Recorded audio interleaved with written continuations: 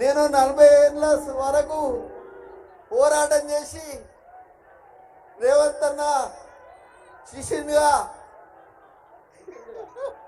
రేవంత్ అన్న మిత్రుడిగా మరి ఎదిగాను. కానీ 10 ఏళ్లలోనే రేవంత్ అన్న తెలంగాణ ప్రజలు, ఆంధ్ర ప్రజలు గుర్తించినట్టే మరి మీరు అర్థం చేసుకోవాలి. కొండా సురేఖ రేవంత్ అన్న ఆంధ్ర పోతే కూడా ఇదే ఇలాగే వస్తారంటే మీరందరూ అర్థం చేసుకోవాలి.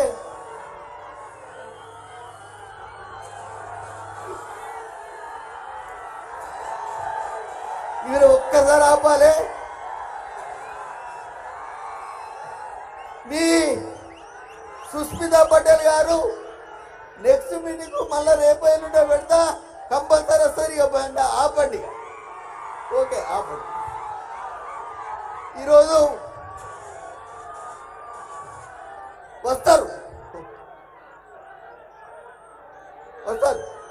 ఈరోజు వస్తారు.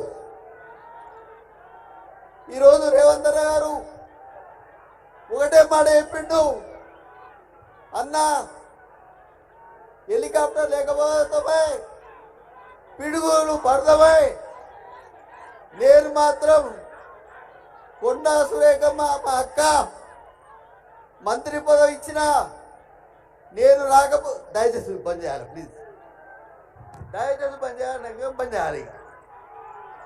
కొండాపూరి యునానిమస్ ఎమ్మెల్సీ గెలిచేట్టు బంద్ చేయండి. మరి ఈరోజు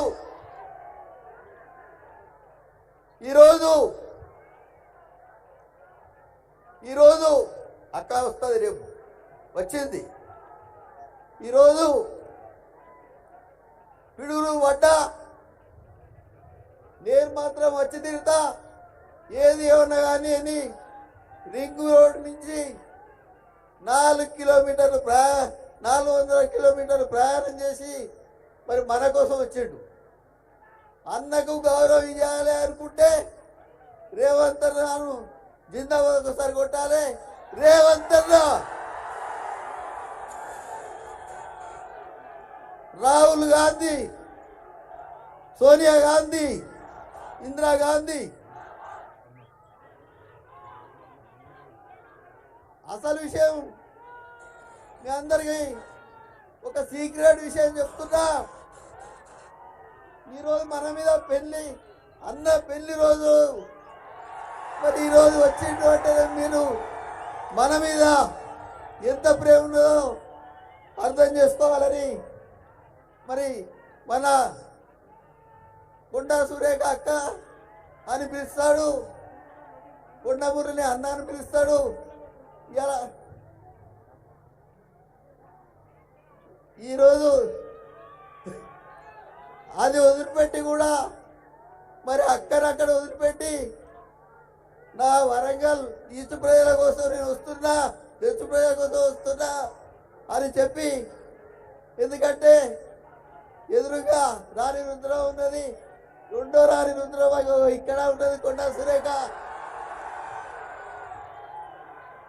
మూడో రాణిగా మనం కావ్యం తయారు చేద్దాం.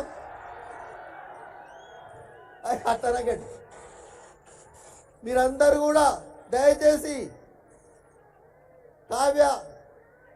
కడియం కావ్య చేయి గుర్తుకు మరి ఓటాలని కోరుకుంటూ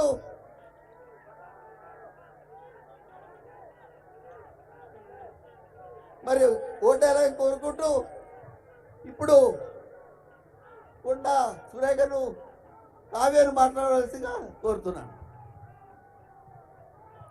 అందరికీ నమస్కారం.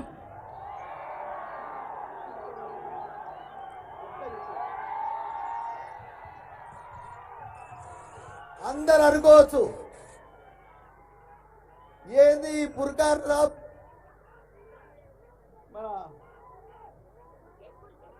కుర్షీ సాబ్ ఎందుకు ఎక్కించినా అంటే ఆయన హోటల్ అనుకుంటాడు, రోజు 3 లక్షలు సంపాదించుకొని ఏదో పేద ప్రజలకు సేవ చేస్తాడు. అటువంటి ఆ రోజు బీఆర్ఎస్ ప్రభుత్వం జీవులు ఎక్కించుకొని పోతే బాధతోనే ఆ బాధతోనే ఎక్కించిన తప్ప ఆయన లీడర్ కాడు, ఇంకెవరు గారు. ఒక్కసారి మరి ఆయన